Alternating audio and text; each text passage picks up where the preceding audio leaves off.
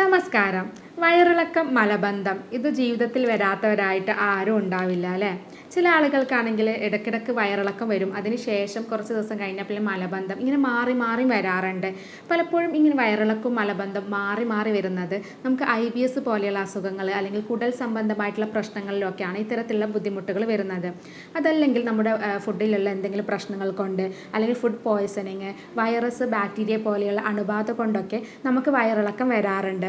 അപ്പോൾ ഇത്തരത്തിൽ വയറിളക്കം വന്നു കഴിഞ്ഞാൽ പെട്ടെന്ന് മാറ്റാൻ വേണ്ടിയിട്ട് എന്തൊക്കെ കാര്യങ്ങൾ ചെയ്യാം, അതല്ലെങ്കിൽ മലബന്ധമുള്ള ആളുകളിൽ പെട്ടെന്ന് നമുക്ക് വയറ് ഇളകിപ്പോകാൻ വേണ്ടിയിട്ട് ചെയ്യാൻ പറ്റുന്ന കാര്യങ്ങൾ എന്തൊക്കെയാണ്, നമുക്ക് വയറിളക്കം ഉള്ള ആളുകൾ ശ്രദ്ധിക്കേണ്ട ഭക്ഷണ കാര്യങ്ങൾ എന്തൊക്കെയാണ് തുടങ്ങിയ കാര്യങ്ങളാണ് ഇന്ന് വീഡിയോയിലൂടെ പറയുന്നത്. ഞാൻ doctor Semiya, doctor Basil's homeo hospital, Pandikkad, Malappuram ജില്ല.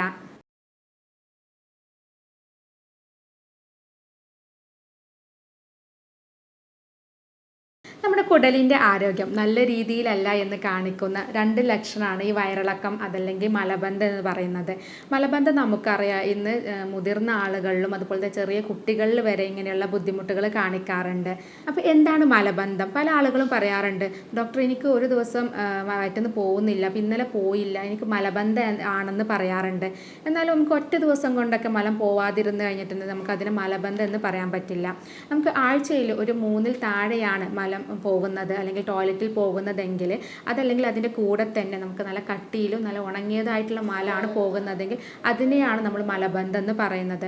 പലപ്പോഴും നമുക്ക് വെള്ളത്തിൻ്റെ അളവ് കുറവ്, അതുപോലെ നാരുകൾ അടങ്ങിയിട്ടുള്ള ഫുഡുകളുടെ അഭാവം മൂലം, അതല്ലെങ്കിൽ വ്യായാമക്കുറവ്, അതല്ലെങ്കിൽ പൈൽസ് പോലെയുള്ള അസുഖങ്ങൾ, അതായത് നമ്മുടെ മലദ്വാരത്തിൽ ഭാഗത്ത് വരുന്ന തടിപ്പുകൾ കാരണം, അല്ലെങ്കിൽ നമുക്ക് കുടലിൽ വരുന്ന നമ്മുടെ വയറിൽ വരുന്ന ഗ്യാസ്ട്രൈറ്റിസ്, IBS പോലെയുള്ള അസുഖങ്ങൾ കൊണ്ടൊക്കെയാണ് നമുക്ക് സാധാരണയായിട്ട് ഈ മലബന്ധത്തിൻ്റെ പ്രശ്നം കാണിക്കാറുള്ളത്. നമ്മുടെ മലം നല്ല അയഞ്ഞതായിട്ട് പോവുക അല്ലെങ്കിൽ വെള്ളത്തോട് കൂടെ പോകുന്നതിന് നമ്മൾ വയറിളക്കം എന്ന് പറയുന്നത് അല്ലേ, ലൂസ് മോഷൻ എന്നാണ് കൂടുതൽ ആളുകളും പറയാറുള്ളത്.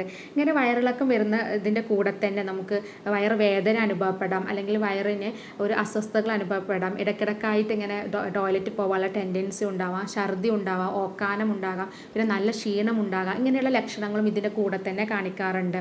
അപ്പോൾ നമുക്ക് മലബന്ധമാണെങ്കിലും അതുപോലെ വയറിളക്കമാണെങ്കിലും നമുക്ക് മലബന്ധം ഒരാഴ്ചയിൽ കൂടുതലാണെങ്കിൽ തീർച്ചയായിട്ടും നമ്മൾ അടുത്തുള്ള ഡോക്ടറെ കാണിച്ച് അതിൻ്റേതായിട്ടുള്ള ട്രീറ്റ്മെൻറ്റ് എടുക്കണം. എന്തുകൊണ്ടാണ് നമുക്ക് മലബന്ധം വരുന്നതെന്ന് മനസ്സിലാക്കി അതിനനുസരിച്ചുള്ള ട്രീറ്റ്മെൻറ്റ് എടുക്കണം. അതുപോലെ തന്നെ വയറിളക്കമാണെങ്കിലും നമുക്ക് കൂടുതലായിട്ട് വയറിളകി പോവുക, അതല്ലെങ്കിൽ നമ്മുടെ മലത്തിൽ കളർ വ്യത്യാസങ്ങൾ എന്തെങ്കിലും വരിക, അല്ലെങ്കിൽ മലത്തിൽ കഫം കാണുക, ബ്ലഡ് കാണുക, ഇങ്ങനെയുള്ള ബുദ്ധിമുട്ടൊക്കെ കാണുന്നുണ്ടെങ്കിൽ തീർച്ചയായിട്ടും ഡോക്ടറെ കാണിക്കണം. പലപ്പോഴും വയറിളകുന്ന സമയത്ത് നമ്മുടെ ശരീരത്തിൽ നിന്ന് ഒരുപാട് ധാരാളം വെള്ളം പുറത്തേക്ക് പോകുന്നുണ്ട് അല്ലേ. അതിൻ്റെ കൂടെ തന്നെ നമ്മുടെ ശരീരത്തിന് ആവശ്യമായിട്ടുള്ള ഇലക്ട്രോലൈറ്റ്സുകൾ, അതായത് സോഡിയം, പൊട്ടാസ്യം പോലെയുള്ള കാൽസ്യം പോലെ ഇലക്ട്രോലൈറ്റ്സുകളും ഇതിൻ്റെ കൂടെ തന്നെ പോകുന്നുണ്ട്. ഇങ്ങനെ പോയി കഴിഞ്ഞിട്ടുണ്ടെങ്കിൽ നമുക്ക് നല്ല ക്ഷീണം അനുഭവപ്പെടാം. പിന്നെ അതുപോലെ നേരത്തെ പറഞ്ഞ പോലെ വയറുവേദനയും ബുദ്ധിമുട്ടൊക്കെ വരാറുണ്ട്. അപ്പോൾ നമുക്ക് വയറിളക്കം നമ്മൾ സാധാരണ പറയാറുള്ളത് ഒരു പ്രാവശ്യം വയറിളകി കഴിഞ്ഞാൽ 6 മാസം നമ്മുടെ ശരീരം ശേഖരിച്ച് വെച്ചിട്ടുള്ള അല്ലെങ്കിൽ സൂക്ഷിച്ച് വെച്ചിട്ടുള്ള പോഷകങ്ങളും ധാതുക്കളൊക്കെയാണ് ഒരൊറ്റ വയറിളക്കം കൊണ്ട് പോകാറുള്ളത്. അപ്പോൾ അതുകൊണ്ട് തന്നെ അത് 1-2 പ്രാവശ്യമായി കഴിഞ്ഞാൽ, അല്ലെങ്കിൽ നമ്മൾ ഡെയിലി ഒരു 3-4 അല്ലെങ്കിൽ അതിൽ കൂടുതൽ പ്രാവശ്യം വയറിളകി പോയിട്ടുണ്ടെങ്കിൽ നമുക്ക് നല്ല ക്ഷീണം അനുഭവപ്പെടാറുണ്ട്. അപ്പോൾ നമ്മൾ കറക്റ്റായിട്ട് ഇത് ചികിത്സ എടുത്തിട്ടില്ലെങ്കിൽ അത് വയറ് കടി പോലെയുള്ള ബുദ്ധിമുട്ടിലേക്ക് നയിക്കാം. അപ്പോൾ വയറ് കടി വന്നിട്ടുണ്ടെങ്കിൽ നമുക്ക് മലത്തിൽ ബ്ലഡ് പോലെയുള്ള ബുദ്ധിമുട്ടുകളൊക്കെ കാണിക്കാറുണ്ട്. പലപ്പോഴും നമുക്ക് വയറിളക്കം വരുന്നത് നമ്മുടെ ശുചിത്വമില്ലായ്മ കൊണ്ടോ അല്ലെങ്കിൽ നമ്മുടെ ശ്രദ്ധക്കുറവൊക്കെ കൊണ്ടാണ്.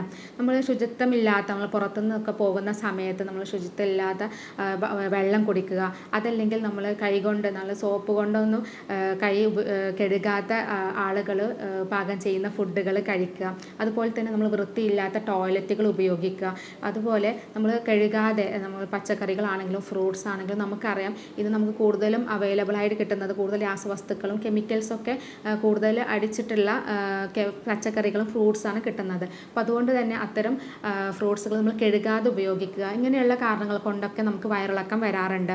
അപ്പോൾ വയറിളക്കം വരുന്ന ആളുകൾ ശ്രദ്ധിക്കേണ്ട കുറച്ച് കാര്യങ്ങൾ പറഞ്ഞു തരാം. അപ്പോൾ നമ്മൾ ശ്രദ്ധിക്കേണ്ട ആദ്യം നന്നായിട്ട് വെള്ളം കുടിക്കുക. കാരണം നേരത്തെ പറഞ്ഞു നമ്മൾ കൂടുതലായിട്ട് വെള്ളം പുറത്ത് പോകുന്നത് കൊണ്ട് തന്നെ നമുക്ക് ഡീഹൈഡ്രേഷൻ വരാനുള്ള സാധ്യതയുണ്ട്. അപ്പോൾ അതുകൊണ്ട് നമുക്ക് നന്നായിട്ട് ധാരാളം വെള്ളം കുടിക്കണം. അതുപോലെ നമ്മൾ WHO റിക്കമെൻഡ് ചെയ്തിട്ടുള്ള ORS ലായനിയും ഇതിൻ്റെ കൂടെ തന്നെ കുട്ടികൾക്കാണെങ്കിലും മുതിർന്ന ആളുകൾക്കാണെങ്കിലും കൊടുക്കുന്നത് നല്ലതാണ്. ഇത് നമുക്ക് പെട്ടെന്ന് വയറിളകുന്ന ആളുകൾക്കൊക്കെ നമുക്ക് ക്ഷീണം കുറയാനൊക്കെ നല്ലതാണ്. അപ്പോൾ മുതിർന്ന ആളുകൾക്കാണെങ്കിൽ നമ്മളൊരു 3/4 കപ്പ് ORS ലായനിയാണ് കൊടുക്കേണ്ടത്. മുതിർന്ന കുട്ടികൾക്കാണെങ്കിൽ 1/2 കപ്പും ചെറിയ കുട്ടികൾക്കാണെങ്കിൽ ഒരു 1/4 കപ്പുമാണ് ഇത് കൊടുക്കേണ്ടത്. ഇനി ഇതിൻ്റെ കൂടെ തന്നെ ചെറിയ കുട്ടികൾക്കാണെങ്കിൽ മുലപ്പാൽ, അതുപോലെ തന്നെ കഞ്ഞിവെള്ളത്തിൽ ഉപ്പിട്ടിട്ട്, അതുപോലെ ഓറഞ്ച് നീര്, ഇളനീർ വെള്ളം, ഇങ്ങനെയുള്ള പാനീയങ്ങളും ഇതിൻ്റെ കൂടെ തന്നെ കൊടുക്കണം.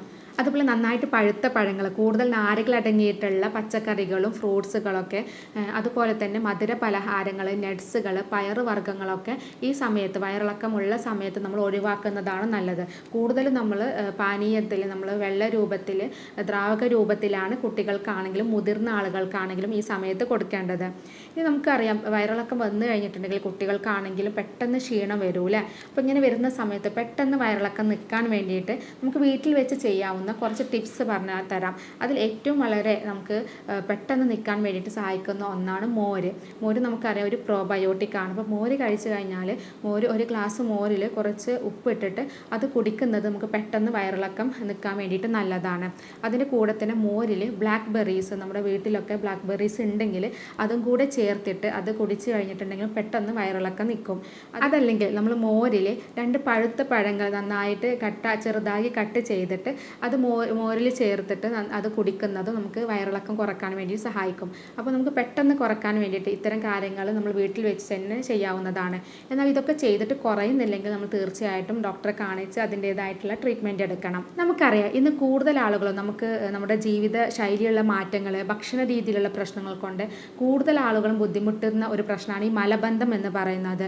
മലബന്ധം വന്നു കഴിഞ്ഞിട്ടുണ്ടെങ്കിൽ പല ആളുകൾക്കും പലതരത്തിലുള്ള അസ്വസ്ഥതകൾ വരാം. വയറ് സംബന്ധമായിട്ടുള്ള പ്രശ്നങ്ങൾ വരാം, തലവേദന ഉണ്ടാകാം, നമുക്ക് ഗ്യാസിൻ്റെ ഇഷ്യൂസുകൾ വരാം, നമുക്ക് ഒന്നിനൊരു ഉന്മേഷക്കുറവ്, ഇങ്ങനെയുള്ള പല ബുദ്ധിമുട്ടുകളും വരാറുണ്ട് അല്ലേ. അപ്പോൾ ഈ മലബന്ധം വരാനുള്ള കാരണങ്ങൾ ഞാൻ നേരത്തെ പറഞ്ഞു. നമുക്ക് വ്യായാമക്കുറവാകാം, അതല്ലെങ്കിൽ വെള്ളത്തിൻ്റെ അളവ് കുറവാകാം, അല്ലെങ്കിൽ പൈൽസ് പോലെയുള്ള കുടൽ സംബന്ധമായിട്ടുള്ള രോഗങ്ങളാവാം. ഇങ്ങനെ പലതരത്തിലുള്ള കാരണങ്ങൾ കൊണ്ട് നമുക്ക് മലബന്ധം വരാം. അപ്പോൾ ഈ മലബന്ധം വരുന്ന ആളുകൾ ശ്രദ്ധിക്കേണ്ട കുറച്ച് കാര്യങ്ങളുണ്ട്.